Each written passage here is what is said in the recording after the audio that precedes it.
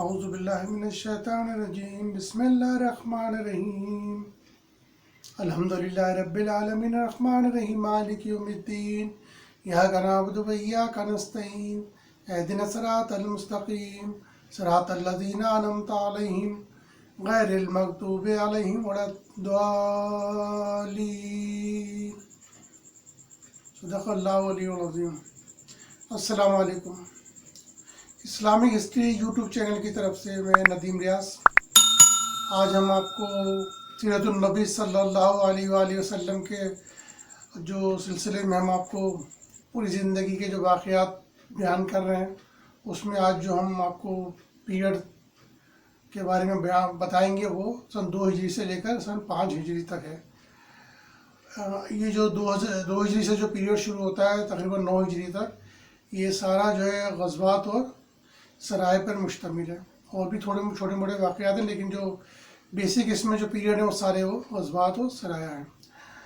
غزوات جیسا کہ آپ کو پتہ ہو، غزوات وہ ہوتے ہیں جس میں حضور صلی اللہ علیہ وسلم نے بذات خود شرکت کی ہو، لشکر کی قیادت کی ہو، تو وہ اس کو غزوہ بولتے ہیں، اور جو سریہ اس کو سرایہ اس کو کہتے ہیں، جس میں آپ نے کسی صحابہ کو اپنے بجائے اس کی لشکر کی قیادت کرنے بھیجا ہو تو اس کو ہم سرایہ بولتے ہیں۔ تو جو سرایہ ٹوٹل ہوئی ہیں وہ 47 سے قریب ہیں، اور جو غزوات ہیں وہ تقریباً 27 ہیں۔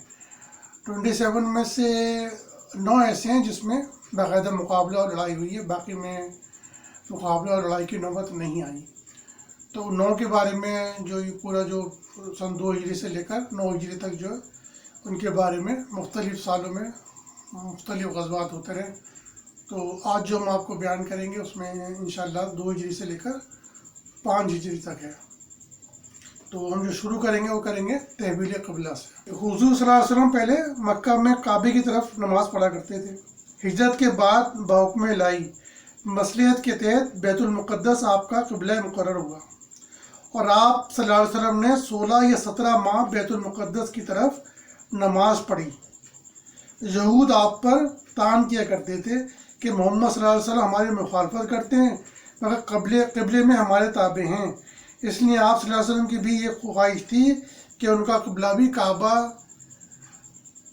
ہی ہو۔ چنانچہ اللہ پاک نے آپ کی یہ آرزو پوری کر دی۔ سورۃ البقرہ آیت 17۔ بے شک ہم دیکھتے ہیں تیرے منہ کا پھرنا آسمان کی طرف، پس ضرور ہم پھیریں گے تجھ کو اس قبلے کی طرف کہ تو اسے پسند کرتا ہے۔ پس پھیر منہ اپنا مسجد حرام کی طرف، اور جس جگہ تم ہوا کرو پس پھیرو منہ اپنا اس کی طرف۔ حضور صلی اللہ علیہ وسلم نصف رجب یا نصف شعبان مسجد بنی سلمہ میں نماز ظہر پڑھا رہے تھے۔ آپ صلی اللہ علیہ وسلم تیسری رکعت کے رکوع میں تھے کہ وحی الہی سے آپ نے نماز ہی میں کعبہ کی طرف رخ کر لیا، اور مقتدیوں نے بھی آپ صلی اللہ علیہ وسلم کا اتباع کیا۔ اس مسجد کو مسجد القبلتین کہتے ہیں۔ تحویل قبلہ یہودیوں پر سخت ناگوار گزرا، وہ اس پر اعتراض کرنے لگے، تو ان کا جواب بھی قرآن میں اللہ پاک نے یہ دیا کہ آپ کہیں گے لوگوں میں سے بیوقوف کس چیز نے پھیرا ان کو ان کے قبلے سے جس پر وہ تھے؟ کہہ دو اللہ کی حیض مشرق و مغرب چلاتا ہے جسے چاہتا ہے سیدھی راہ کی طرف، اور نہیں مقرر کیا ہم نے قبلہ اس کو جس پر تو پہلے تھا، یعنی کعبہ، مگر اس واسطے کہ معلوم کریں کون تابع رہے گا رسول صلی اللہ علیہ وسلم کا اور کون پھر جائے گا الٹے پاؤں۔ اور البتہ یہ قبلہ ہے شاق و دشوار مگر ان لوگوں پر جن کو راہ دکھائی اللہ نے۔ غزوات و سرائے کا آغاز۔ اسی سال غزوات و سرائے کا سلسلہ شروع ہوتا ہے۔ غزوہ وہ لشکر ہے جس میں رسول صلی اللہ علیہ وسلم خود شریک ہوں۔ اگر آپ صلی اللہ علیہ وسلم بذات خود شریک نہ ہوں، بلکہ اپنے اصحاب رضوان اللہ تعالیٰ علیہم اجمعین میں سے کسی کو دشمن کے مقابلے میں بھیج دیں تو وہ لشکر سریہ کہلاتا ہے۔ غزوات تعداد میں 27 ہیں، جن میں سے 9 میں لڑائی وقوع میں آئی ہے وہ یہ ہیں: نمبر 1 بدر، احد، مریسیہ، خندق، قریظہ، خیبر، فتح مکہ، حنین، طائف۔ سرائی کی تعداد 27 ہے۔ کفار قریش ہجرت مدینہ کے بعد بھی مسلمانوں کے مذہبی فرائض میں مداخلت کرتے تھے اور اسلام کو ہی مٹانے کی کوشش کرتے تھے، اور دیگر قبائل کو بھی مسلمانوں کی مخالفت پر آمادہ کرتے تھے۔ اسی وجہ سے حضور صلی اللہ علیہ وسلم نے اپنے اصحاب کرام رضوان اللہ تعالیٰ علیہم اجمعین کی چھوٹی چھوٹی جماعتیں مدینہ کے اطراف میں بھیجنا شروع کر دی تھیں، اور بعض میں آپ صلی اللہ علیہ وسلم نے بذات خود بھی شرکت فرمائی تھی۔ ان جماعتوں کا مقصد دشمنوں کی نقل و حرکت معلوم کرنا، اپنے دفاع کے لیے اور بعض دوسرے قبائل سے معاہدے کرنے کے لیے بھی روانہ کی جاتی تھی، مگر ان کا ایک مقصد اپنے سب سے بڑے دشمن قریش کی شام سے ہونے والی تجارت کا راستہ بند کرنا بھی تھا۔ ایک دفعہ خانہ کعبہ میں حضرت سعد بن معاذ رضی اللہ تعالیٰ عنہ نے ہجرت کے بعد ابو جہل سے کہا تھا کہ اگر تم نے ہم کو طواف کعبہ سے روکا تو ہم تمہارا مدینہ کا راستہ بند کر دیں گے۔ قریش مسلمانوں کو حج و عمرے سے روکتے تھے، اس لیے ان کو اس سے باز رکھنے کے لیے ایک ہی راستہ تھا کہ ان کی تجارت روکی جائے، جب ہی یہ مسلمانوں کو حج و عمرے سے روکنے سے باز آ سکتے تھے۔ ماہ رجب میں حضرت صلی اللہ علیہ وسلم نے اپنے پھوپھی زاد بھائی حضرت عبداللہ بن جحش رضی اللہ تعالیٰ عنہ کو 8 یا 12 مہاجرین کی جمعیت کے ساتھ نخلا کی طرح روانہ کیا۔ وہ نخلا میں پہنچ کر قافلہ قریش کے منتظر رہے۔ اتنے میں قریش کے اونٹوں کے قافلے جن پر وہ شراب، منقع اور چمڑا وغیرہ مال تجارت طائف سے لا رہے تھے ان کے پاس آیا۔ اس قریش کے قافلے میں عمرو بن حضرمی، عثمان بن عبداللہ بن مغیرہ اور اس کا بھائی نوفل بن عبداللہ اور ابو جہل کے باپ ہشام بن مغیرہ کا آزاد کردہ غلام حکم بن کسان تھے۔ دونوں میں مقابلہ ہوا۔ اس مقابلے میں حضرت واقد بن عبداللہ تمیمی نے ایک تیر سے عمرو بن حضرمی کا کام تمام کر دیا۔ عثمان بن عبداللہ اور حکم بن کسیان گرفتار ہوئے اور باقی فرار ہو گئے۔ حضرت عبداللہ بن جحش دونوں اسیروں مال غنیمت کو لے کر حضور صلی اللہ علیہ وسلم کی خدمت میں حاضر ہوئے۔ حضور صلی اللہ علیہ وسلم نے غنیمت تقسیم فرما دی۔ حضرت حکم بن کسیان اسلام لائے، عثمان بن عبداللہ کو چھوڑ دیا گیا، وہ مکہ میں چلا گیا اور وہیں پر کفر پر مرا۔ اس سال کے ماہ شعبان میں ماہ رمضان کے روزے فرض ہوئے اور ماہ رمضان میں غزوہ بدر کا آغاز ہوا۔ اب ہم غزوہ بدر کے بارے میں آپ کو بیان کریں گے۔ یہ سب سے بڑا غزوہ ہے اور پہلا ہے جس میں اسلام و کفر کے درمیان فرق واضح ہوا۔ غزوہ بدر، غزوہ بدر سب سے بڑا غزوہ ہے۔ اس کا سبب جیسا کہ ابھی آپ کو بتایا تھا کہ عمرو بن حضرمی کا حضرت واقد بن عبداللہ تمیمی کے ہاتھوں جہنم رسید ہونا تھا اور قافلے قریش کا شام کی طرف سے آنا تھا۔ آپ صلی اللہ علیہ وسلم بھی اسی قافلے کے لیے ذوالعشیرہ تک تشریف لے گئے تھے۔ امیر قافلہ ابو سفیان تھا۔ اس قافلے میں قریش کا بہت سا مال تھا۔ جب یہ قافلہ بدر کے قریب پہنچا تو حضور صلی اللہ علیہ وسلم کو اطلاع ملی۔ آپ نے فوراً مسلمانوں کو نکلنے کی دعوت دی۔ اس نے جلدی سے تیاری کر کے آپ 12 رمضان بروز ہفتہ مدینہ منورہ سے نکلے اور 1 میل کے فاصلے پر برابی اتبا پر لشکرگاہ مقرر ہوا۔ یہاں لشکر کا جائزہ لینے کے بعد آپ صلی اللہ علیہ وسلم نے کم عمر صحابہ کرام ابن عمر، برا بن عازب، انس بن مالک، جابر، زید بن ثابت اور رافع بن خدیج رضی اللہ تعالیٰ عنہ کو واپس کر دیا اور باقی کو لے کر روانہ ہوئے۔ مسلمان تو صرف قافلہ قریش سے چھیڑ چھاڑ کے لیے ہی نکلے تھے۔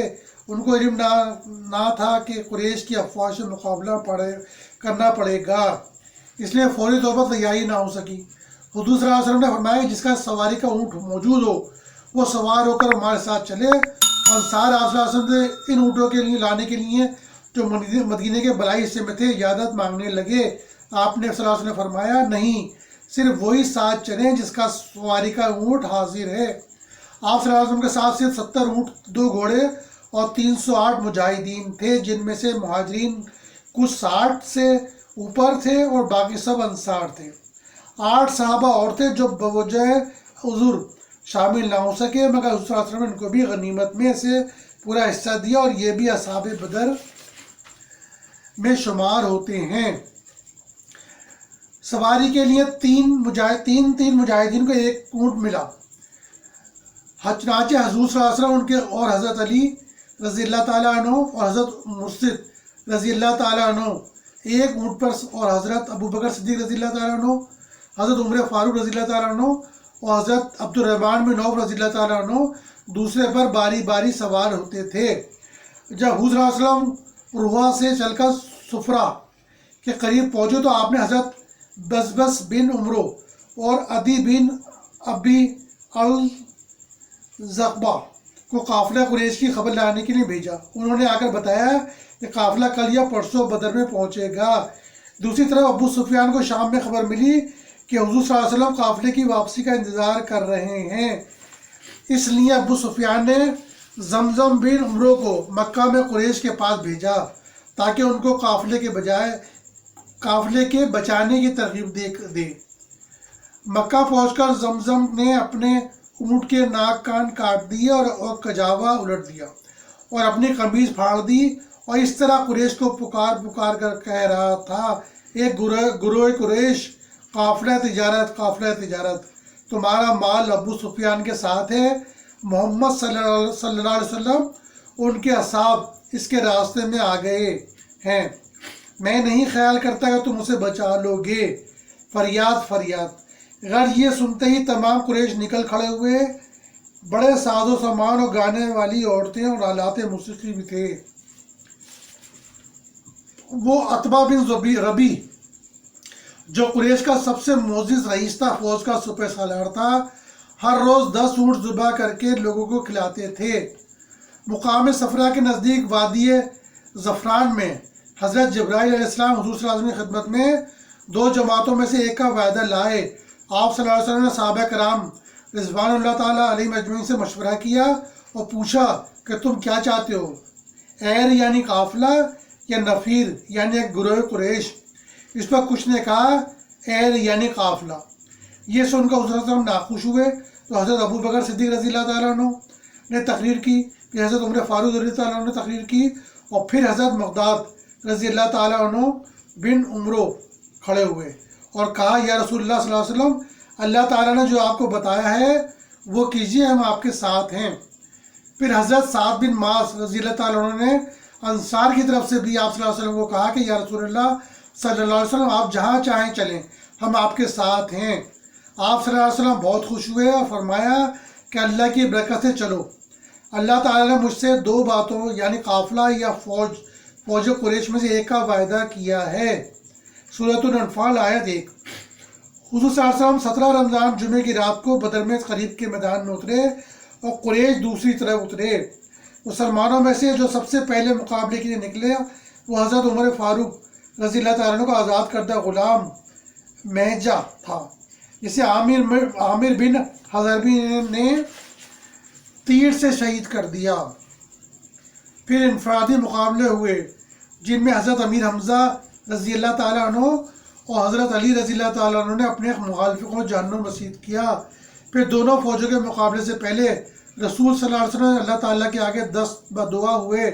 حضرت ابو بکر صدیق بھی آپ کے ساتھ تھے۔ پھر حضور صلی اللہ علیہ وسلم نے فرمایا، ابو بکر بشارت ہو، اللہ کی نصرت آ پہنچی۔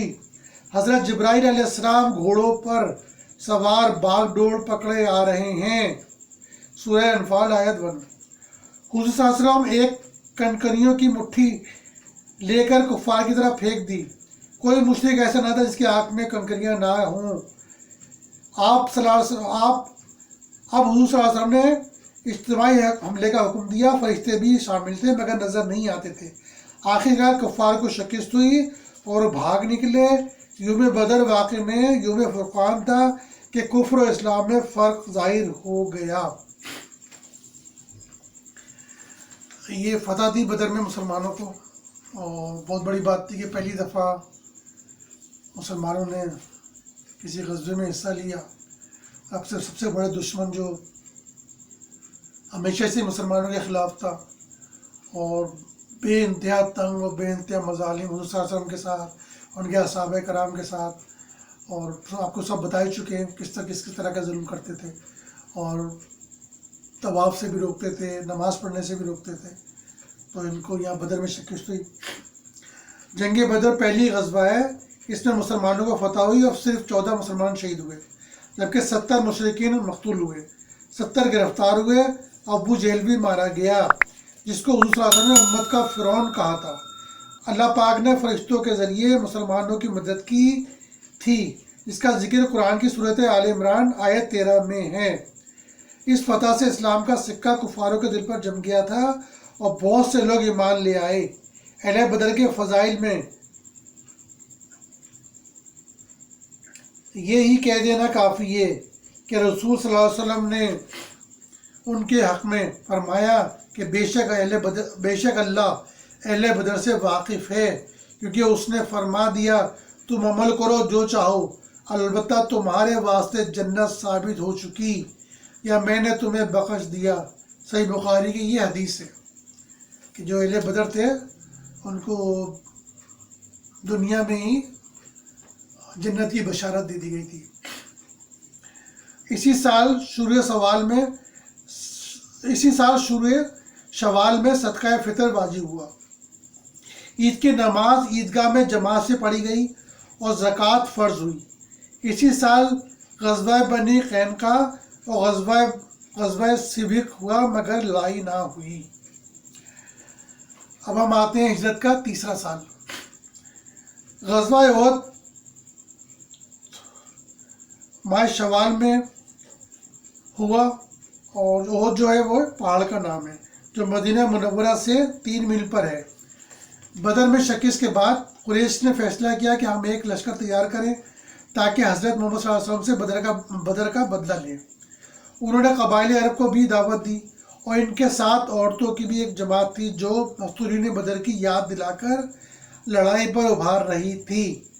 ان میں ابو سفیان کی زوجہ ہند بن عتبہ، اکرمہ بن ابو جہل کی زوجہ ام حکیم بن حارث بن ہشام بن مغیرہ کی زوجہ فاطمہ بن ولید بن مغیرہ، صفوان بن امیہ کی زوجہ برزہ بن مسعود ثقفیہ، عمرو بن عاص کی زوجہ ربط بن شیبہ سہمیہ، طلحہ ججی کی زوجہ سلافہ بن سعد. یہ سب اپنے شوہروں کے ساتھ نکلیں. کل تعداد تمام لوگوں کی 3000 تھی، جن میں 700 ذرہ پوش تھے، ان کے ساتھ 200 گھوڑے، 3000 اونٹ اور 15 عورتیں تھیں. جبیہ بن مطعم نے اپنے حبشی غلام ویشی کو بھی یہ کہہ کر بھیج دیا کہ اگر تم محمد صلی اللہ علیہ وسلم کے چچا حضرت امیر حمزہ کو میرے چچا تیمہ بن عدی کے بدلے قتل کر دو تو میں تم کو آزاد کر دوں گا. یہ لشکر قریش ابو سفیان کی سرکردگی میں مدینہ کی طرف روانہ ہوا اور مدینہ کے سامنے احد کی طرف بطن وادی میں اترا. آپ صلی اللہ علیہ وسلم بھی 1000 مجاہدین کے ساتھ روانہ ہوئے. ان میں 100 نے دوہری ذرہ پہنی ہوئی تھی.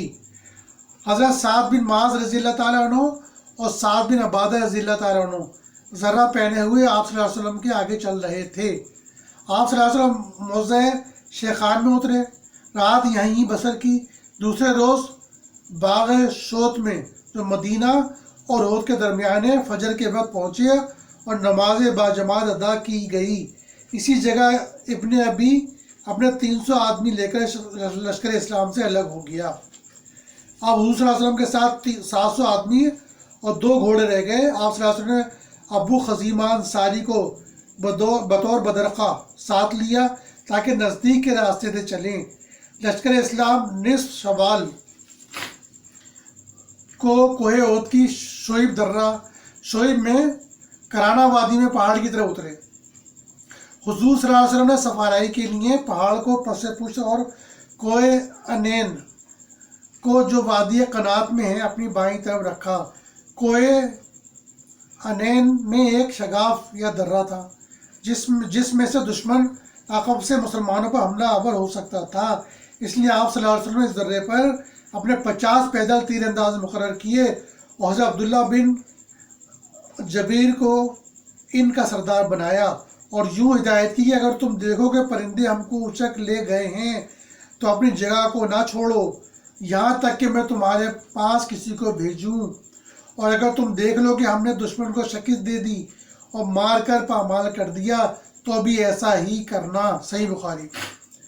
پھر جنگ شروع ہوئی اور حضرت ابو دجانہ رضی اللہ تعالیٰ عنہ، حضرت حمزہ رضی اللہ تعالیٰ عنہ، حضرت علی رضی اللہ تعالیٰ عنہ نے بے انتہا بہادری کا مظاہرہ کیا اور صفے کی صفیں صاف کر دی۔ حضرت امیر حمزہ رضی اللہ تعالیٰ عنہ کو آخرکار وحشی نے جو بعد میں ایمان لائے شہید کر دیا۔ بعد میں جب یہ حضور کے سامنے آیا تو حضور صلی اللہ علیہ وسلم نے کہا کہ میرے سامنے نہ آیا کرو۔ جب حضور صلی اللہ علیہ وسلم کا وصال ہوا تو مسلمہ کذاب ظاہر ہوا، تو پھر وحشی نے کہا کہ تو پھر میں نے تیار کر لیا کہ میں اس کو مار کر حضرت امیر حمزہ کا بدلہ اتاروں گا۔ میں نے اسے دیکھ لیا اور اپنا سربا مارا جو اس کے دونوں شانوں کے درمیان سے پار ہو گیا۔ انصار میں سے ایک شخص اس کی طرف کودا اور اس کا سر پر تلوار ماری، اس طرح مسلمہ کذاب مارا گیا۔ اسلام کے بہادروں نے خوب داد شجاعت دی، مشرکین کے پاؤں کھڑ گئے، مشرکین کو شکست ہوئی۔ یہ دیکھ کر انین پر تیر اندازوں نے آپس میں کہا غنیمت غنیمت۔ حضرت عبداللہ بن جبیر نے انہیں رسول صلی اللہ علیہ وسلم کی طرف سے کسی صورت میں جگہ سے نہ ہٹنے کا ارشاد یاد دلایا، مگر وہ سمجھے کہ مشرکین اب واپس نہیں آ سکتے، اپنی جگہ چھوڑ دی۔ مشرکین خالد بن ولید اور اکرمہ بن ابی جہل نے اس موقع کو غنیمت جانا اور حضرت عبداللہ ان کے ساتھیوں کو شہید کر دیا۔ پھر درہ کوہ میں سے آ کر عقب سے لشکر اسلام پر ٹوٹ پڑے اور یہ مشہور ہو گیا کہ محمد صلی اللہ علیہ وسلم قتل ہو چکے۔ یہ سن کر مسلمان سراسیمہ بھاگے اور ان کے 3 فرقے ہو گئے۔ ایک بھاگ کر مدینہ کے قریب پہنچ گیا اور اختتام تک واپس نہ آیا، آل عمران آیت 16۔ دوسرا فرقہ یعنی اکثر صحابہ کرام یہ سن کر رسول اللہ صلی اللہ علیہ وسلم قتل ہو گئے، حیران ہو گئے، یا اپنی جان بچاتے رہے یا جنگ کرتے رہے۔ تیسرا فرقہ جو 12 یا کچھ زیادہ صحابہ تھے رسول صلی اللہ علیہ وسلم کے ساتھ ثابت رہا۔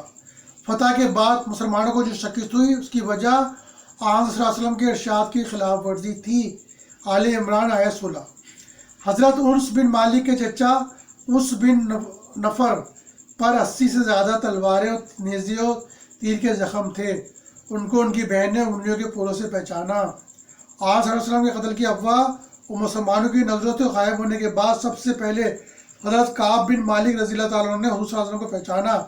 حضرت کعب رضی اللہ تعالیٰ عنہ نے حضور سے پکار کر کہا کہ مسلمانوں تم کو بشارت ہو، رسول صلی اللہ علیہ وسلم یہ ہیں۔ یہ سن کر ایک جماعت حاضر خدمت ہوئی اور آپ صلی اللہ علیہ وسلم، حضرت ابوبکر صدیق رضی اللہ تعالیٰ عنہ، حضرت عمر فاروق رضی اللہ تعالیٰ عنہ، حضرت علی المرتضی رضی اللہ تعالیٰ عنہ، حضرت طلحہ بن عبید اللہ رضی اللہ تعالیٰ عنہ، حضرت زبیر بن العوام رضی اللہ تعالیٰ عنہ اور حضرت حارث بن سما رضی اللہ تعالیٰ عنہ وغیرہ کے ساتھ شعیب کی طرف متوجہ ہوئے تاکہ اپنے باقی اصحاب کا حال دیکھیں۔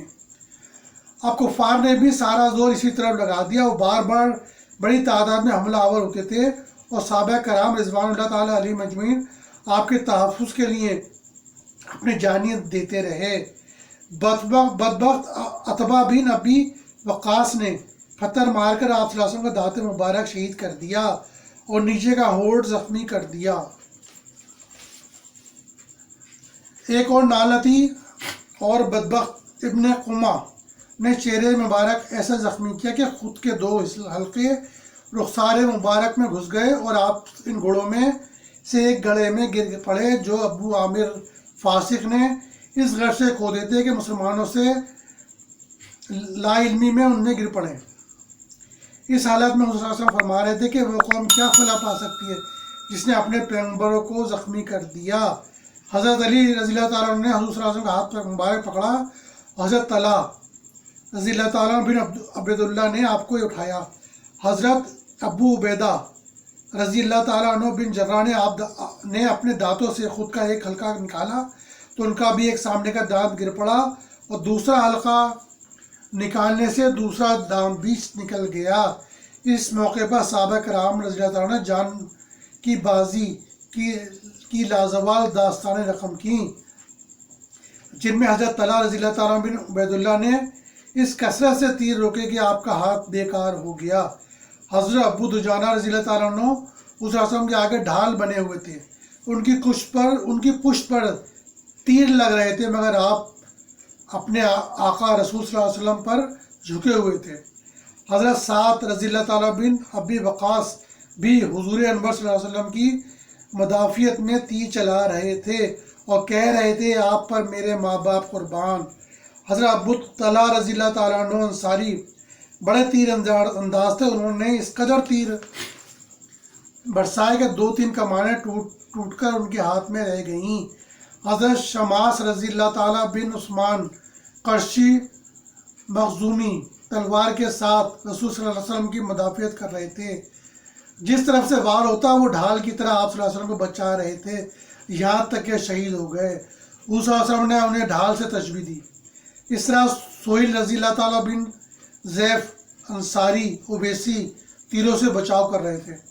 حضرت قتادہ رضی اللہ تعالیٰ بن نعمان انصاری حضور صلی اللہ علیہ وسلم کے چہرے مبارک کو بچانے کے لیے اپنا چہرہ سامنا کیے ہوئے تھے۔ آخر ایک تیر ان کی آنکھ میں ایسا لگا کہ ڈھیلا رخسار پر آ گرا۔ حضور صلی اللہ علیہ وسلم نے اپنے دست مبارک سے اس کی جگہ پر رکھ دیا اور یوں دعا فرمائی کہ خدایا تو قتادہ کو بچا جیسا کہ اس نے تیرے نبی صلی اللہ علیہ وسلم کے چہرے کو بچایا۔ پس وہ آنکھ دوسری آنکھ سے بھی تیز اور خوبصورت ہو گئی۔ حضرت مصعب رضی اللہ تعالیٰ بن عمیر نے بھی حضور صلی اللہ علیہ وسلم کو ابن قمیمہ لعنتی سے بچاتے ہوئے جان قربان کر دی۔ ابی بن خلف کو حضور صلی اللہ علیہ وسلم نے تیر نیزہ مارا، یہ مکہ جاتے ہوئے راستے میں ہی مر گیا۔ مشرکین ابھی تک تعاقب میں تھے۔ آپ شعیب میں اپنے اصحاب کے ساتھ تھے کہ خالد بن ولید ایک دستہ لے کر پہاڑ پر چڑھ گیا، جس پر حضرت عمر فاروق رضی اللہ تعالیٰ عنہ اور مہاجرین نے مقابلہ کر کے اسے پہاڑ سے نیچے اتار دیا۔ اس روز زخموں کی وجہ سے حضور صلی اللہ علیہ وسلم نے نماز ظہر بیٹھ کر ادا کی اور مقتدیوں نے بھی بیٹھ کر ہی ادا کی۔ مشرکین کی عورتیں مسلمانوں کے شہداء کی لاشوں کو مسلح بنانے مشہور تھیں۔ عتبہ کی بیٹی ہند نے اپنے پاؤں کے کڑے، بالیاں اور ہار حضرت امیر حمزہ کے رضی اللہ تعالیٰ عنہ کے قاتل وحشی کو دے دیے اور خود شہداء کے کانوں اور ناکوں سے اپنے واسطے کڑے، بالیاں، ہار بنائے۔ پھر ابو سفیان نے کہا کہ آج کا دن بدر کے دن کا بدلہ ہے، اور یہ کہہ کر واپس ہوا کہ ہمارا مقابلہ آئندہ سال بدر میں ہوگا۔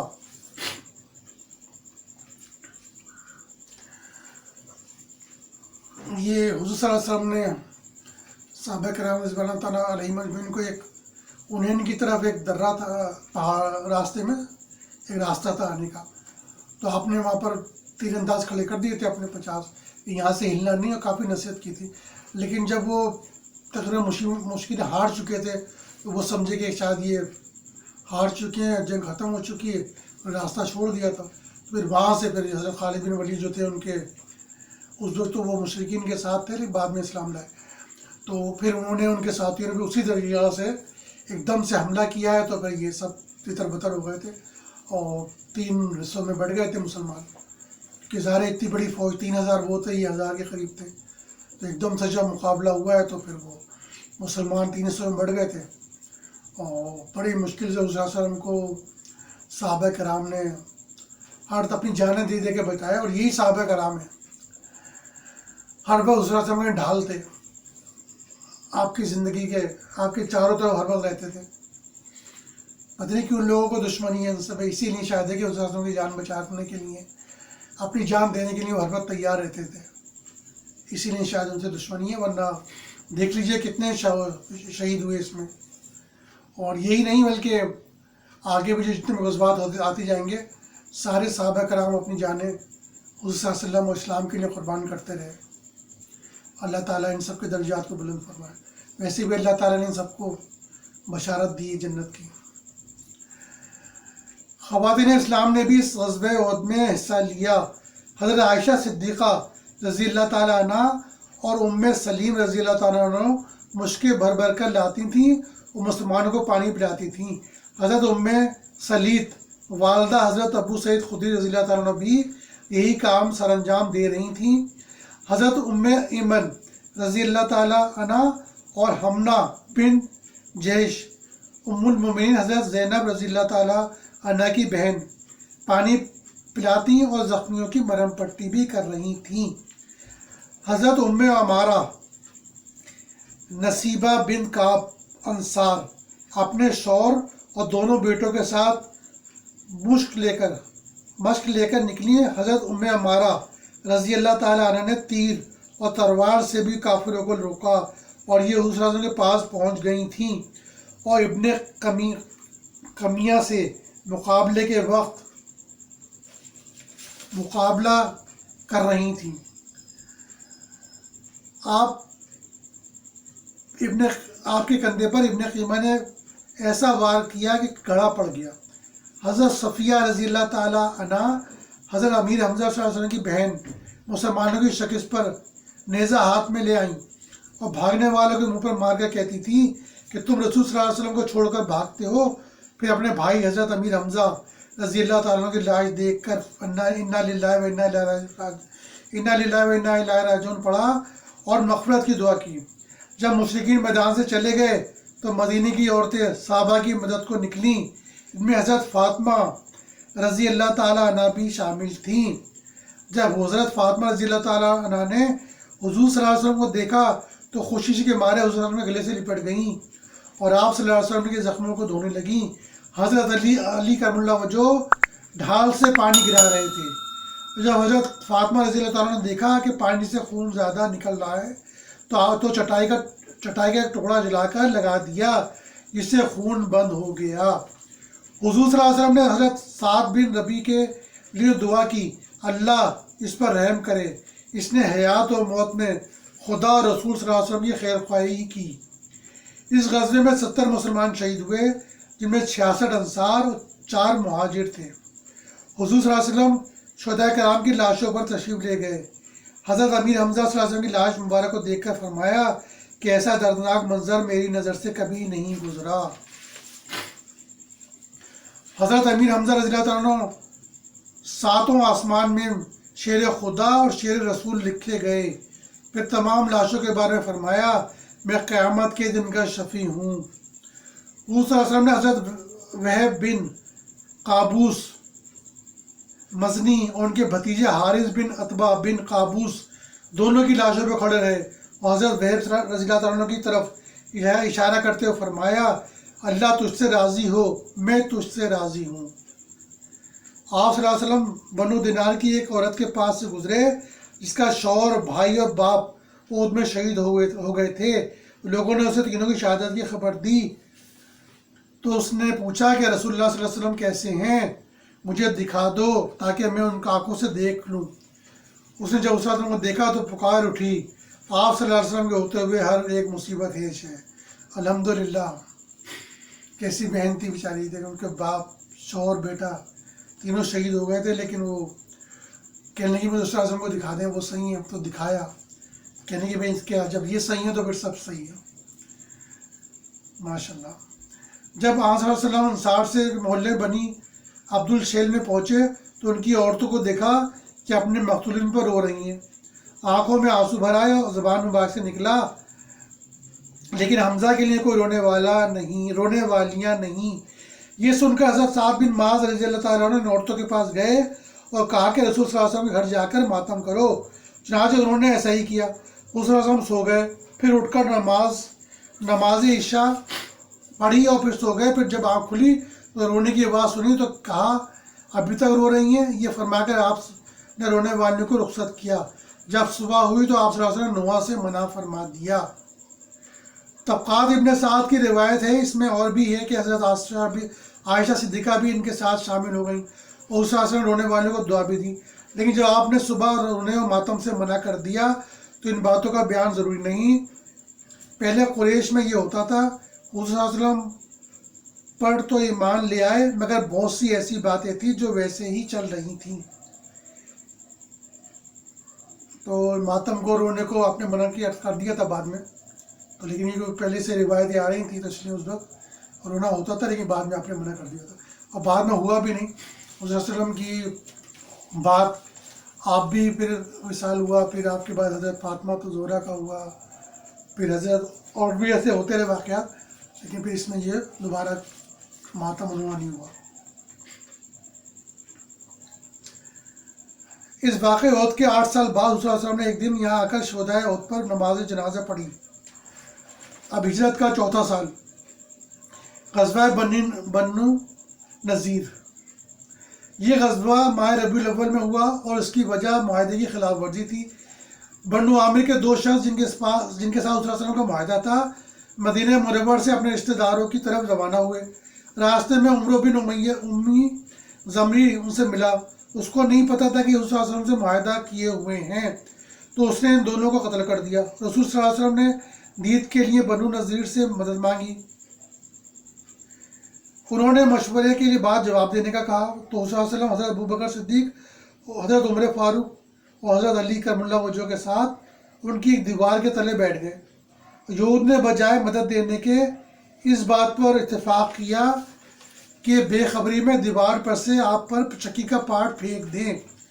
حضرت جبرائیل علیہ السلام نے آپ کو اطلاع کر دی۔ آپ صلی اللہ علیہ وسلم فوراً وہاں سے مدینہ منورہ تشریف لائے اور تیار ہو کر ان پر حملہ آور ہوئے۔ بنو قریظہ بھی مقابلے کے لیے آ گئے، مگر مقابلہ نہ کر سکے، اور آپ صلی اللہ علیہ وسلم نے ان کو گلا وطن کر دیا اور اجازت دی کہ جو مال اونٹوں پر لے جا سکتے ہو وہ لے جائیں۔ چنانچہ وہ خیبر میں اور شام میں چلے گئے۔ ہجرت کا 5واں سال، شعبان میں غزوہ مریسیہ یا غزوہ بنی المصطلق ہوا، جس میں بنی المصطلق مغلوب ہوئے۔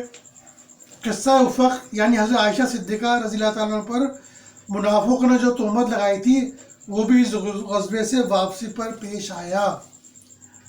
غزوہ احزاب، ماہ ذی قعدہ میں غزوہ احزاب یا غزوہ خندق واقع ہوا۔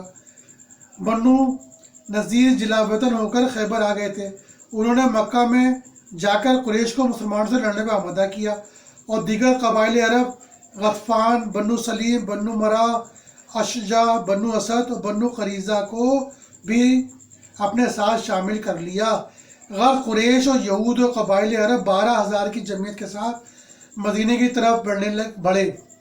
کفار کی تیاری کی خبر سن کر رسول صلی اللہ علیہ وسلم نے اپنے اصحاب سے مشورہ کیا۔ حضرت سلمان فارسی رضی اللہ عنہ نے عرض کیا کہ کھلے میدان میں لڑنا مصلحت نہیں، مدینہ اور دشمن کے درمیان ایک خندق کھود کر مقابلہ کرنا چاہیے۔ سب نے اس سے اتفاق کیا۔ حضور صلی اللہ علیہ وسلم نے عورتوں و بچوں کو شہر کے محفوظ قلعوں میں بھیج دیا اور خود 3,000 کی جمعیت کے ساتھ شہر سے نکلے اور صلح کی پہاڑی کو پس سے پوچھ رکھ کر خندق کھود دی۔ اس وجہ سے اس کو غزوہ خندق بھی کہتے ہیں۔ حضور صلی اللہ علیہ وسلم نے بھی خندق کھودنے میں حصہ لیا۔ کفار نے 1 ماہ محاصرہ قائم رکھا، وہ خندق کو عبور نہیں کر سکتے تھے، اس لیے دور سے تیر و پتھر برساتے رہے۔ سردی کا موسم ہونے کے باوجود ایک رات ایسا طوفان آیا کہ خیموں کی تنابیں اکھڑ گئیں اور گھوڑے چھوٹ گئے، کھانے کی دیگیں چولہوں پر الٹ گئیں، سامان رسد بھی کم ہو گیا، اس لیے قریش و قبائل محاصرہ اٹھانے پر مجبور ہو گئے۔ اس غزوے میں عصر و مغرب و بعض کے مطابق ظہر کی نماز بھی قضا ہوئی۔ 6 مسلمان شہید ہوئے، جن میں حضرت سعد بن معاذ رضی اللہ تعالیٰ عنہ بھی شامل تھے۔ آپ 1 ماہ زیر علاج رہنے کے بعد شہید ہو گئے۔ غزوہ بنی قریظہ، حضور صلی اللہ علیہ وسلم کو غزوہ خندق سے واپسی پر نماز ظہر کے بعد بنو قریظہ سے جنگ کا حکم آیا، کیونکہ بنو قریظہ معاہدہ توڑ کر احزاب کے ساتھ مل گئے تھے۔ اس لیے حضور صلی اللہ علیہ وسلم نے 3,000 کی جمعیت کے ساتھ روانہ ہوئے اور 25 دن ان کو محاصرے میں رکھا۔ آخرکار انہوں نے حضرت سعد بن معاذ رضی اللہ تعالیٰ کو ثالث منظور کر لیا۔ حضرت سعد رضی اللہ تعالیٰ نے فیصلہ دیا کہ ان کے مردوں کا کام تمام کر دو، عورتوں بچوں کو گرفتار کر لیا جائے اور ان کا مال و اسباب غنیمت سمجھا جائے۔ حضور صلی اللہ علیہ وسلم نے فرمایا، تو نے اللہ کے حکم کے مطابق فیصلہ کیا ہے۔ مرد جو تھے وہ تقریباً 600 یا 700 تھے۔ اسی سال رسول صلی اللہ علیہ وسلم کا نکاح حضرت زینب رضی اللہ تعالیٰ عنہ سے ہوا، جس کا قصہ قرآن کریم میں بھی ہے۔ یہ ہمارا سیرت النبی صلی اللہ علیہ وسلم کے سلسلے میں آج سن 2 ہجری سے لے کر سن 5 ہجری تک کے واقعات پر مشتمل ویڈیو تھی، جس میں ہم نے آپ کو تمام جو بڑے بڑے واقعات تھے اس میں اس کا بیان کیا۔ انشاءاللہ تعالیٰ اب ہم جو اگلی ویڈیو پیش کریں گے وہ 6 ہجری سے کے بعد کے واقعات پر مشتمل ہوگی۔ دیکھتے رہیے ہمارا یوٹیوب چینل اسلامک ہسٹری، اسی طرح کی اسلامک ویڈیو کے حوالے سے۔ والسلام علیکم ورحمۃ اللہ وبرکاتہ۔